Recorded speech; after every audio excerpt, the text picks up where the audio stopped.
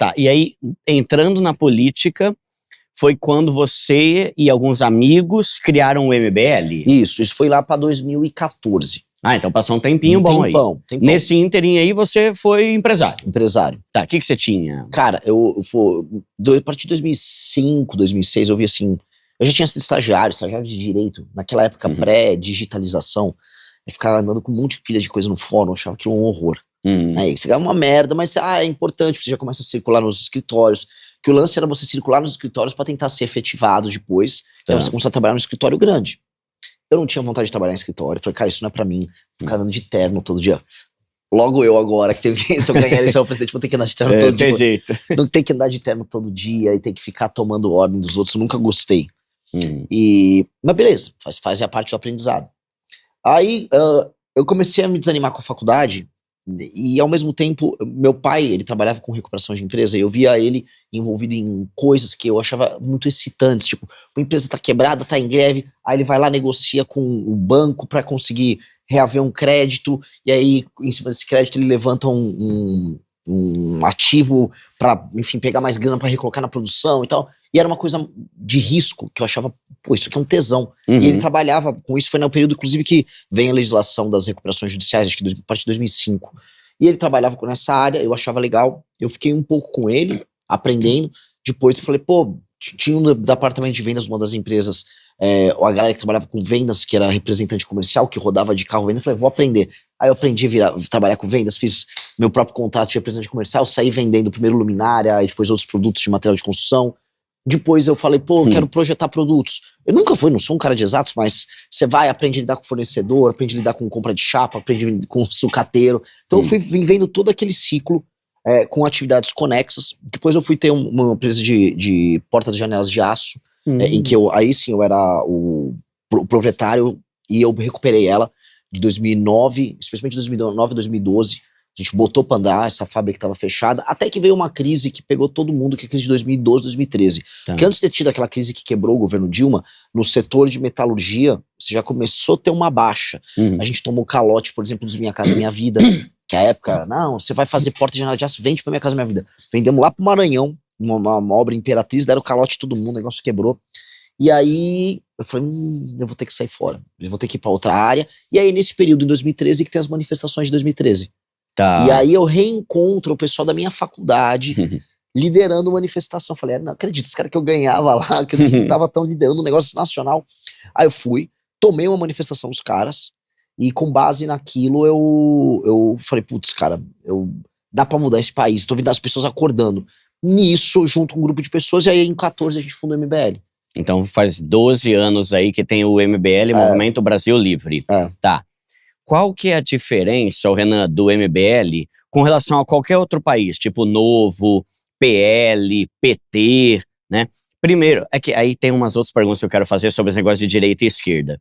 Mas, qual que você acha o diferencial do MBL para os outros partidos e por que que você criou agora o partido Missão? O MBL já não era um partido? Não, o MBL era um movimento. Tá. Chama Movimento Brasil Livre, e ele não tem status de partido, ele não pode participar de eleições, ele não pode ter candidatos. Entendi. A função dele é um movimento de pressão popular, informação de pessoas e divulgação de ideias. Tá. Então a gente forma lideranças, a gente divulga ideias e conceitos, e... Quem são os nomes que estão envolvidos? O Kim, eu sei que é, né? O Kim, o Arthur, a Amanda, o Guto, eu, Aí pessoas ao redor do Brasil, Tá. assim, são milhares e milhares de pessoas no movimento. Tá. E o movimento também criou a ala intelectual dele, que é a Valete, que tem a revista Valete, tem um aplicativo Valete Plus, com a própria editora de livros, que cria, vamos dizer, toda a base ideológica e a base de imaginação, base de imaginário, Tá. forma a mente da militância, Tá. cria um caminho, um horizonte de Brasil.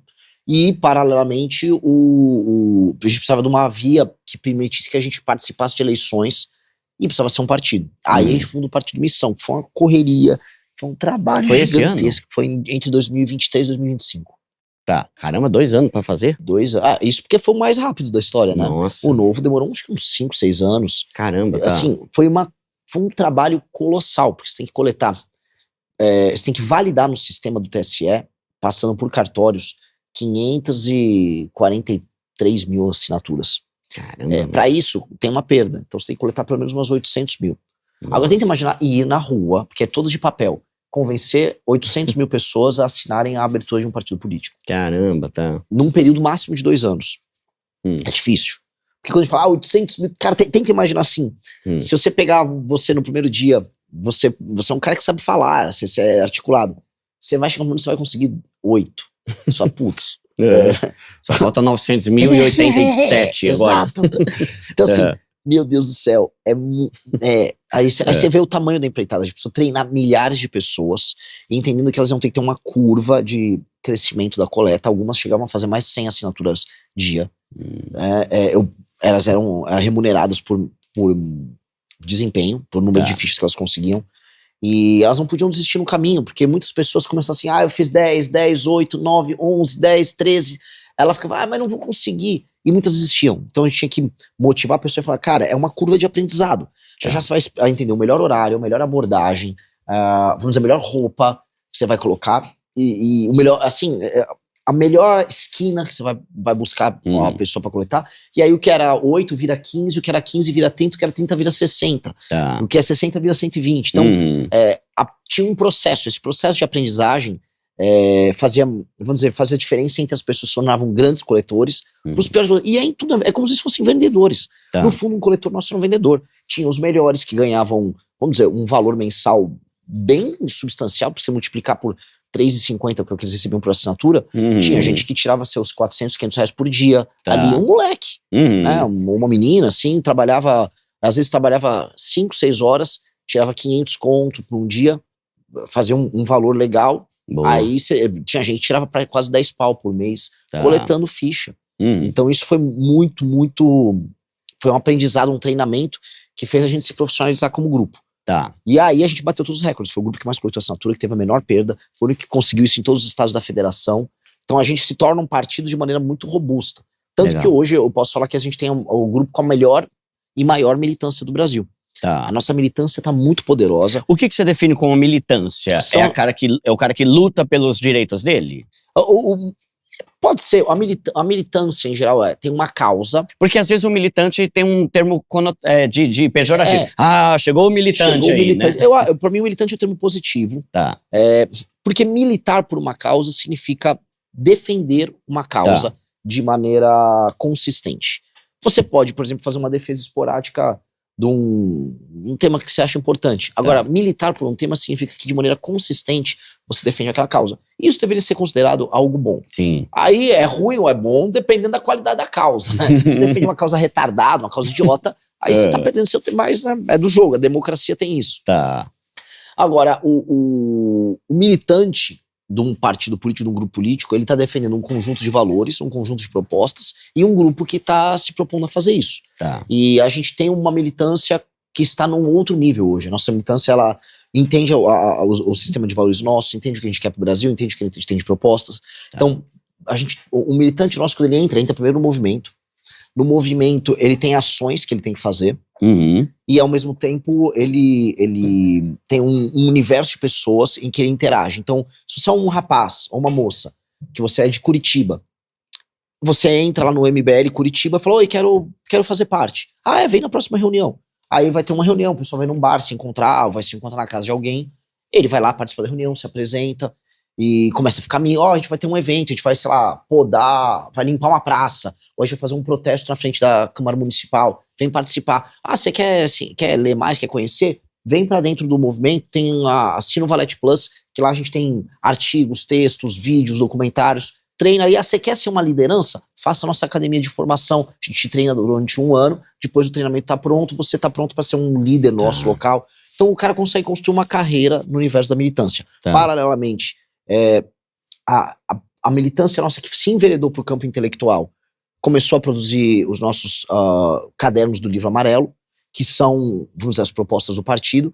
E aí esse mesmo militante, então, ele consegue viver um ciclo em que ele tem um partido, se ele quiser executar isso na política, tem um movimento para ele poder pressionar e conhecer pessoas que pensam similar, e tem um movimento intelectual para ele produzir pensamento. Então todo o nosso sistema de ideias, ele é um sistema autossuficiente. A gente produz as ideias que a gente defende, a gente milita pelas ideias que a gente defende, a gente concorre no partido que a gente criou, então a gente não precisa depender de ninguém, que era o mais importante pra gente. E aí, pensando nisso, né, as ideias do partido que a gente criou, qual seria, e até talvez entrando no assunto da nova direita, né? Qual que é a diferença do partido Missão para um partido, por exemplo, como um PL, ou como o Novo, por exemplo, e o que seria essa nova direita que você fala? Porque vocês são um partido de direita. Acho que dá pra encaixar a gente no campo da direita, sim. Ainda que a gente não tente se igualar muito a todos esses vícios que a direita brasileira tem. A gente viu agora, anteontem, tava a galera tomando detergente. Pra do poder IP, né? Negócio de idiota. Igual aqueles caras que ficavam na frente de quartel lá, ai, Capitão Bolsonaro, só mais 72 horas. A gente não tem nada a ver com isso. A gente defende, assim, lei e ordem, a gente defende uma economia de mercado funcional, a gente defende que a imaginação do brasileiro tem que ser uma imaginação ambiciosa sobre ele, sobre a própria nação, e a gente defende, portanto, as consequências desse tipo de leitura. Isso não tem nada a ver com o PL e com o Novo, porque o PL primeiro é um partido do Centrão, que é do Valdemar da Costa Neto, que esteve envolvido nos maiores escândalos de corrupção do Brasil. O PL estava no Mensalão, estava no Petrolão, e aí eles só botaram o bolsonarismo pra dentro. O bolsonarismo que nunca soube se organizar, tentou montar um partido e não conseguiu. Então o que o PL tem de ideia? Nada. Ele tem candidatos que falam que são de direita. Eu sou Deus, família, não sei o quê. Tá. E depois disso, não tem nada. Partido Novo, ele surge como uma ideia de ser uma direita liberal, com um perfil talvez... um perfil pro-business, tecnocrático, a época do Amoedo. Aquilo era um pouco oco do ponto de vista ideológico. Por mais que a premissa fosse até necessário. O Brasil tem que ser mais amigável com quem quer trabalhar e quer produzir. Ele é obrigado a fazer isso. Mas o partido não teve força e foi tomado por bolsonaristas.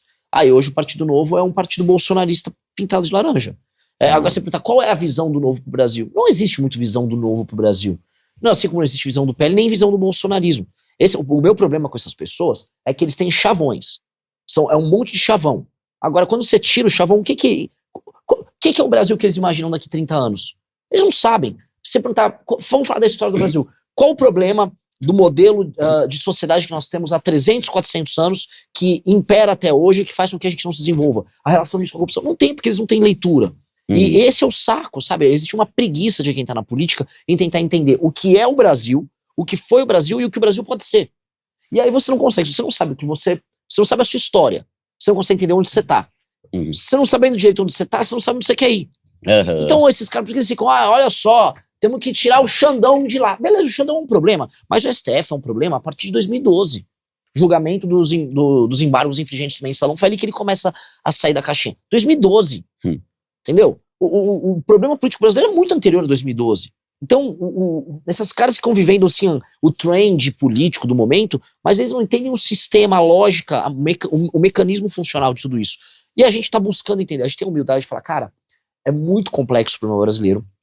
Pessoas inteligentíssimas da direita e da esquerda já tentaram entender. Então, se eu vou pegar a fundação, por exemplo, do PT, eles tinham o Raimundo Faoro, que é um dos homens que mais tentou entender a história e a política do Brasil, e o Sérgio Buarque de Holanda, mesma coisa.